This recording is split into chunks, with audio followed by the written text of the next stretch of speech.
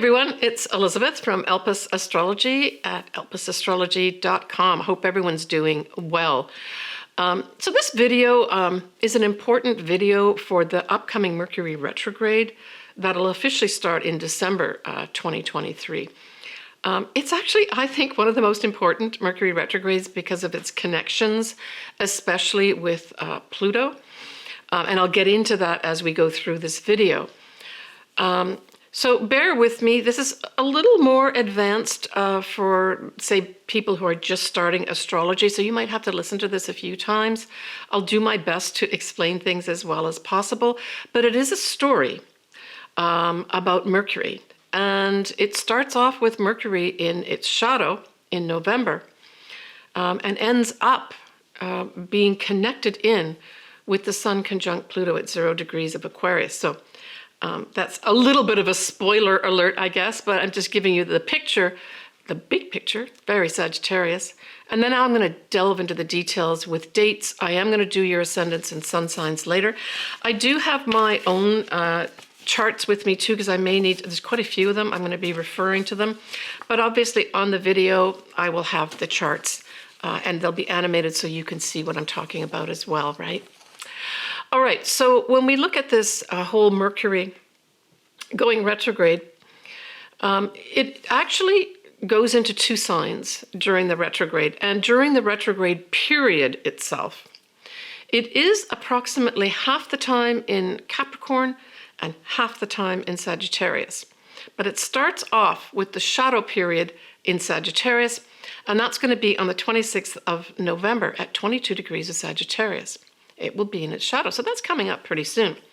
I'm here in about the second week of November 2023. So when we look at where the retrograde starts, which is in Capricorn, we know that Saturn rules Capricorn. And some of the sort of auspices of Capricorn and Saturn here, it represents responsibilities. It's where we put effort. It's sometimes where our hardships are or where we have a hard time. It can also be where we have tests. It's the old way of doing things. It can represent authority figures. It can also represent growing up. And it also can refer to, especially with the Mercury part in Capricorn, it's an old way of thinking. It can also be pessimistic thoughts as well. Now, when we look at the other sign that Mercury will be in, it's going to be Sagittarius. And of course, Jupiter rules Sagittarius. And that's an important point to remember in December. I'll get to that in a minute. So Sagittarius likes to see the big picture. It likes to see the future. It has optimism at its base. It likes to give benefits and gifts. It's also about taking risks. It represents, as a sign, foreign people and foreign things. It also represents travel, the law, higher consciousness, and, philosophy. But at its best, it's meaning in life. It's new positive thinking when we take Mercury into the picture with Sagittarius. And it can be over-optimistic as well.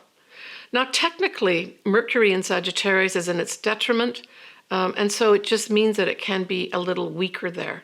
But that might not be a bad thing, considering that you can be overly optimistic, right?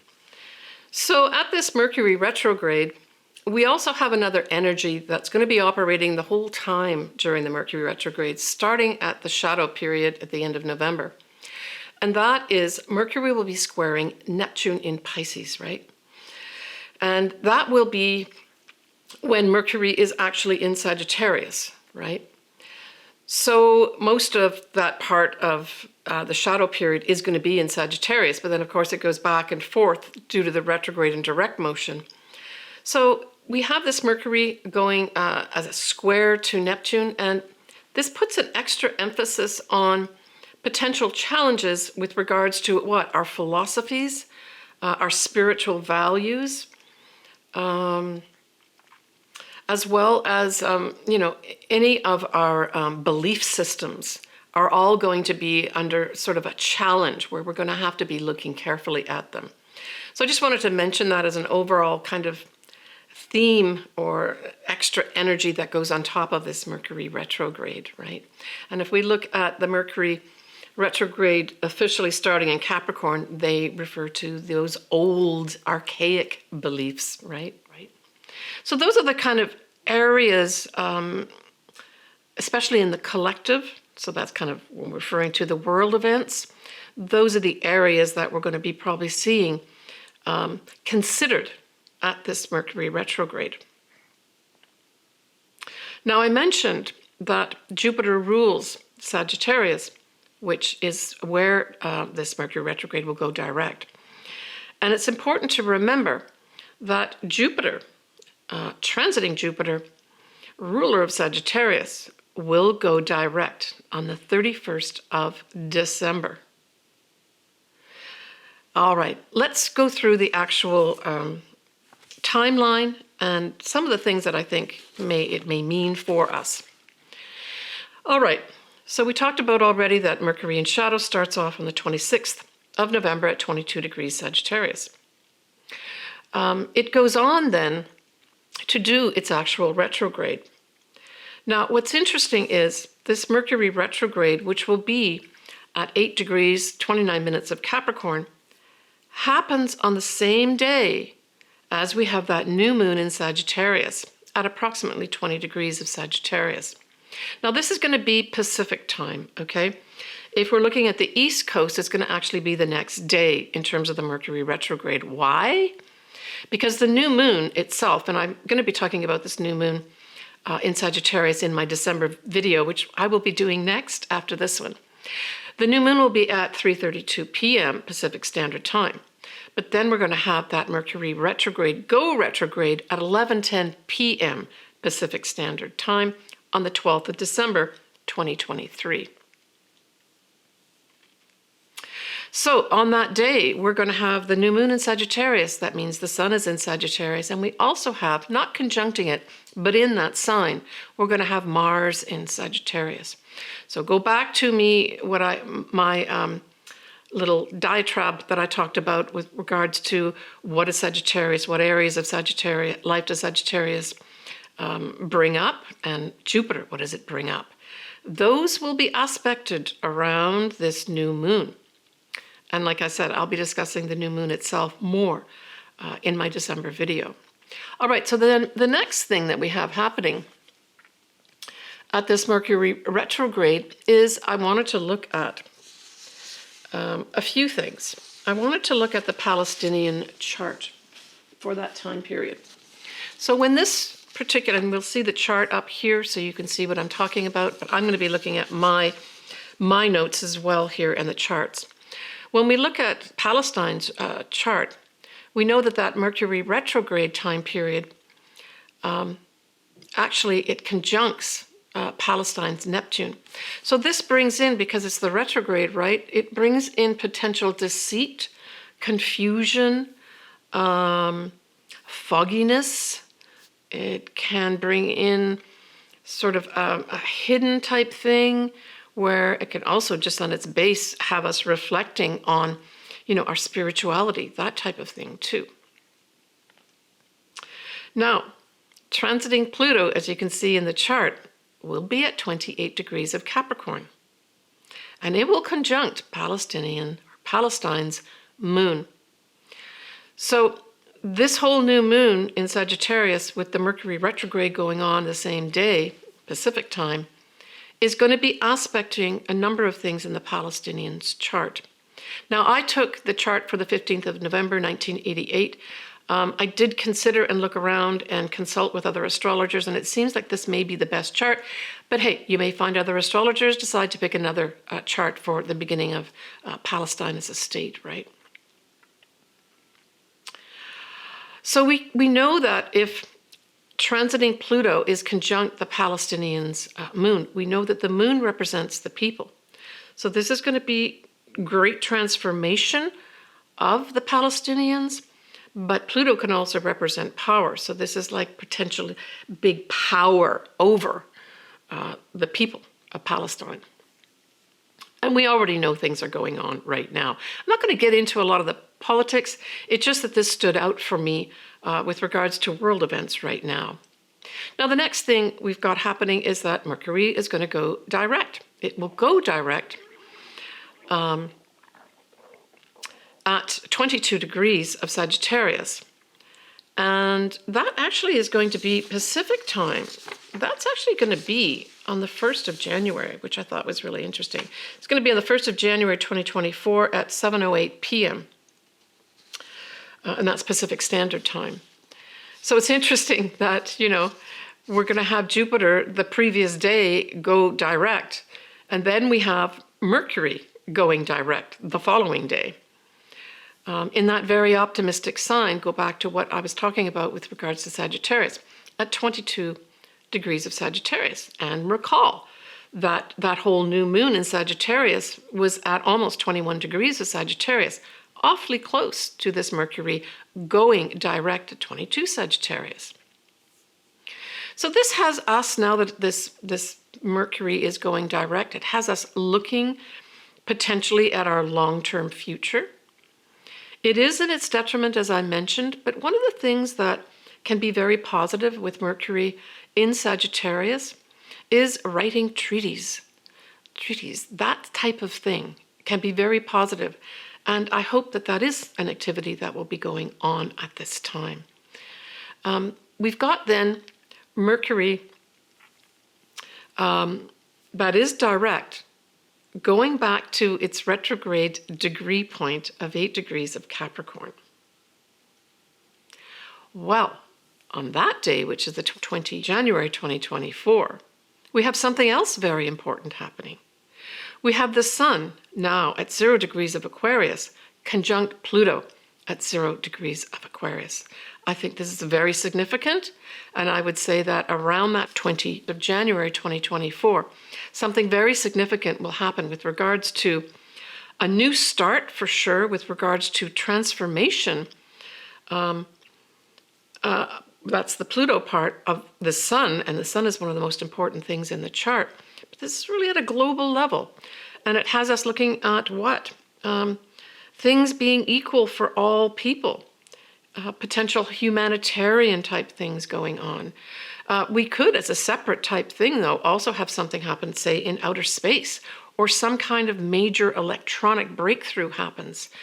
This can also represent the internet as well. So something major may happen that way, maybe a major thing going forward, but it could also be a breakdown of some sort, too. Now, what's interesting is that, as I mentioned, when Mercury now going direct comes to that degree point of 8 degrees Capricorn on 20th of January, and that we have that Sun at 0 degrees of Aquarius conjuncting Pluto at 0 degrees of Aquarius, wait, there's more. We have, following in February, we have Mercury, then Mars, and then Venus. At what degree?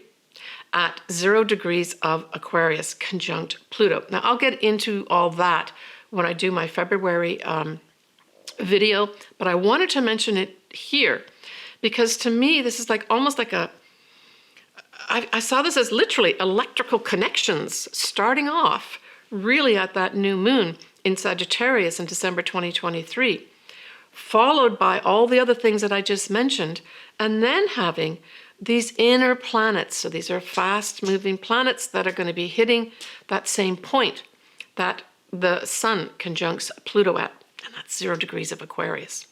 So I think there's going to be some I see this as a positive thing.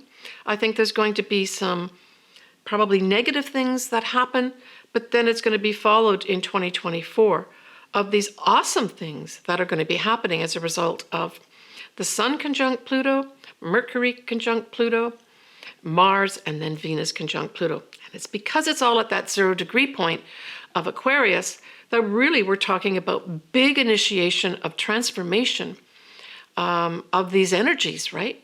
And in particular, we're now focusing on Aquarian-like energies. Now, the final thing that's going to be happening, in particular in Palestinian chart, or the Palestine chart, is going to be Saturn, is going to be at 10 degrees of Pisces. And it will be conjuncting Palestine's north node at 10 degrees of Pisces. And that will be in March 2024. So that kind of wraps up what I wanted to talk about with regards to the whole unfolding of events that I think are going to be really initiated at that new moon in Sagittarius on the 12th of December 2023, kind of tying up in March 24, especially with regards to Palestine and a new direction for them, for their destiny path. All right, so I'm going to go into the ascendants and our sun signs, as always, whatever really resonates with you. Now, there's going to be 2 houses that'll be affected here. So we're looking at the house that's going to be represented by Capricorn, and then the other one will be Sagittarius. So Aries, we have the Mercury going retrograde in your 10th house, and then it's going direct in your 9th house. So here we're starting off Aries with you probably reconsidering your career. Now this can also be your social standing and your reputation as well. It covers that area too. So there may be some kind of reconsideration, I think generally speaking, of where you're at with your career. And like I said, this can be your social standing too.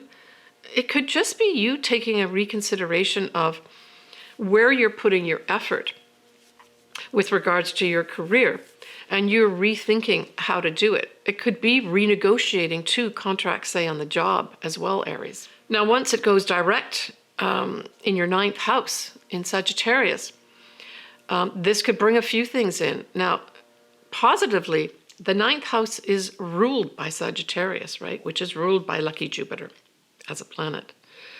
So this could have you deciding that you might just want to travel to a foreign land and have a good time.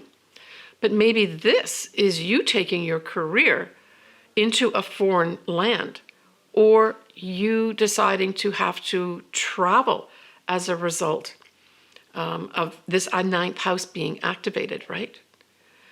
You could have to maybe go speak. Some Aries may have to go speak in foreign lands, because we're still talking about Mercury here, right?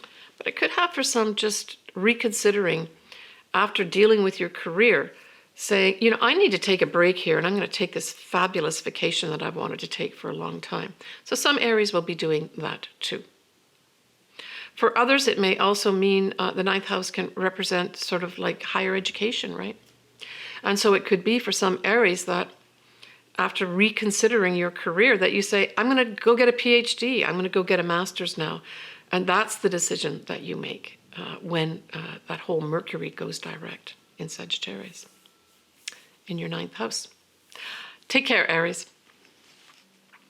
All right, I'm going to wrap up here by just bringing up a few things back into focus for you. I want to talk about the fact that that new moon in Sagittarius is a kickoff of these energies. We've got that yod happening, which really points to, changes that we need to make with regards to the way we've done relationship, diplomatic relations, social stuff even, along with that new moon and the sun together, forming that yod. So it really does point to the new moon as being a kickoff time period, right? So that's the 12th of December, 2023. And then the other thing I want to mention is the degrees, right? So for something significant to happen, you really do need to have something happening at the degree points of what? We're looking at, for Mercury going retrograde, that's going to be at 8 degrees. And then when we're looking at Sagittarius, Mercury going direct is at 22 degrees. Now, I actually have, just out of a personal standpoint, I actually have my Mercury at 22 degrees of Sagittarius. So I'm expecting some big, some kind of communications of some sort that are going to be important for me to move forward in my future in January.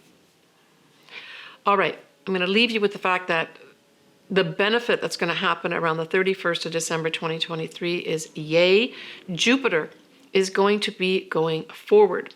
And that's the ruler of that new moon that happens on the 12th of December. So look also at the 31st of December 2023 of some really bright, optimistic, positive outlook for your future, and also for the future potentially of some foreign nations and foreign people. All right, everybody, stay tuned for my upcoming video for December. That will follow shortly. Take care, everybody. I'm sending everyone lots of love and lots of positive thinking at this Mercury retrograde. Bye for now.